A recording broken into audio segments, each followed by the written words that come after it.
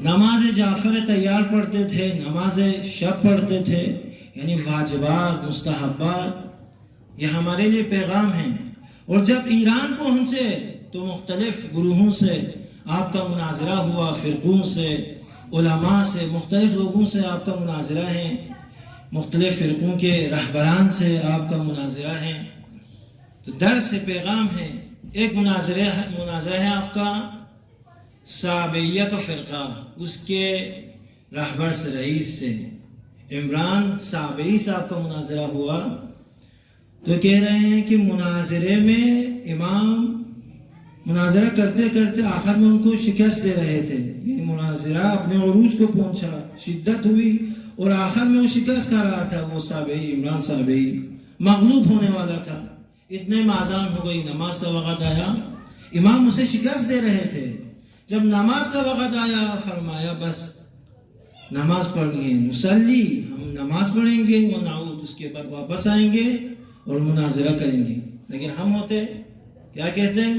بھئی بس یہ شکست دے رہے، اس کو شکست دے کے ہم جا کے نماز پڑھیں گے، ہم فتح بالظلم، فاتح بن کر ہم نماز پڑھیں گے، اس کی لذت اور ہے۔ صلوات پر محمد وعلی محمد۔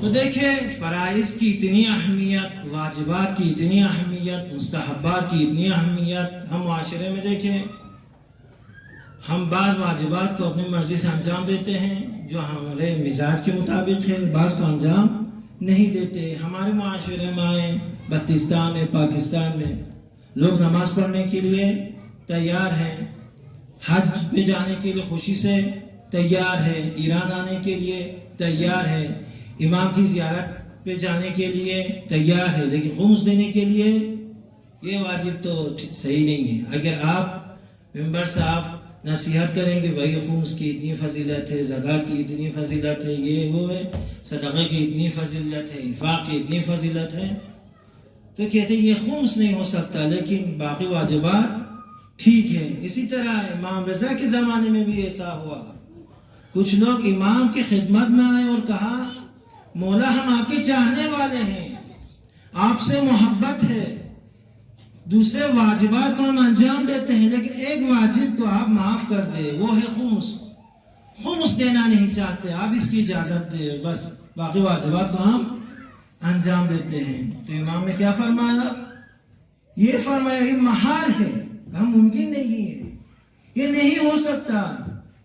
کیوں؟ فرمایا ایک طرف سے محبت کا دعویٰ کر رہے ہیں، ہم محبت کر رہے ہیں، آپ سے محبت ہے، دوسری طرف سے ہمارے حق کو ہم سے چھیننے کی کوشش کر رہے ہیں، یعنی ہمارے حق کو آپ دینے کے لیے تیار نہیں ہیں۔ یہ خمس حق ہے، اور اس سے خمس سے دین کو تقویت ملتی ہے، دین کو نصرت ملتی ہے، دین کی مدد ہوتی ہے، اور ہمارے لیے کیا ہے؟ یہ باعث امام کا جملہ ہے، کرامت ہے، ہمیں عزت ملتی ہے، ہمیں کرامت ملتی ہے۔ آپ دیکھتے ہیں یہ مراجع نظام قم میں، نجف اشرف میں یہ خدمات انجام دے رہے ہیں، فعالیتیں کر رہی ہے، کس وجہ سے؟ یہ خون سے وجوہات ہے، انہی کے ذریعے کر رہے نا۔ آیت اللہ سیستانی جو نجف میں خدمات انجام، حکومت تو ان کو کچھ نہیں دے رہے، کس چیز کی وجہ سے؟ خمس، وجوہات۔ یہاں پہ مراکز بنا رہے ہیں، مدارس ہیں، فعالیتیں ہیں، کتابیں چھپوا رہے ہیں، یہ خمس وجوہات سے ہی ہوتے ہیں۔ صلوات پر محمد وعلی محمد۔